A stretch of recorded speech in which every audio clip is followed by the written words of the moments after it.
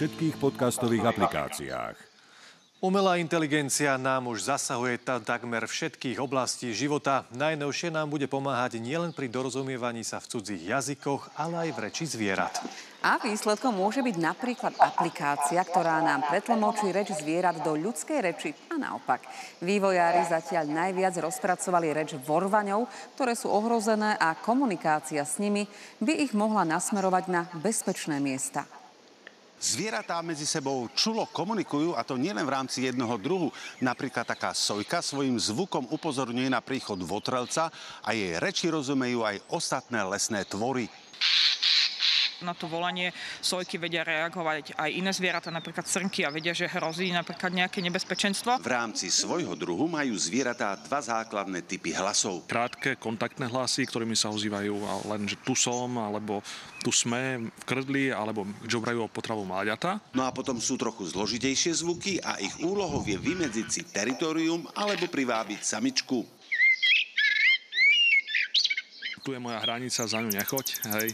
A zase druhou, že už presvedčuje tú samičku, ako je schopný, aký je šikovný. Ľudia sa v minulosti naučili niektoré zvuky napodobňovať.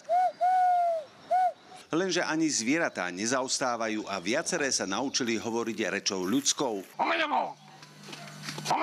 Tak naozaj krkavcovi dokážu veľmi veľké spektrum hlasov napodobniť. No a tradične aj papagáje dokážu zmiasť nielen človeka, ale aj iné zvieratá. Vták žil v domácnosti s dalmatíncami, simuloval škrikajúce kačky na jazierku, čím ich vlastne ako keby vyplašil a v podstate oklamal a oni utekali vonku ich naháňať. Ľudia modernej doby však stratili schopnosť rozumieť reči zvierat tak, ako to vedeli naši predkovia. No my sme naozaj otupeli, to znamená, že my sme sa odrezali od tej ríše zvierat. Vývojári umelej inteligencie však môžu tento trend zmeniť. Predstavte si, že už čoskoro môže byť dostupná mobilná aplikácia, ktorá nám umožní prekladať zvieraciu reč do ľudskej reči a naopak ľudskú do zvieracej. V tejto oblasti už dlhšie prebieha vývoj, najmä v reči ohrozených vorvaňov.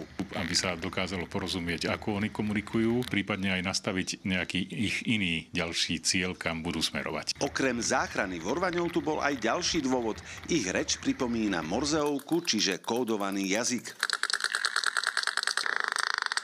Táto inteligencia musí učiť ešte z tých dát, ktoré sú do nej vkladané. Nepostačí iba zvuk, ale aj mimika, feromóny a celkový kontext. Výsledok ale môže byť fascinujúci. Teraz to bude jazykový modul pre vorvane, pre psov, pre mačky. Ale napríklad aj na medvede, čo by nám, Slovákom, pomohlo vyhnúť sa konfliktom s nimi.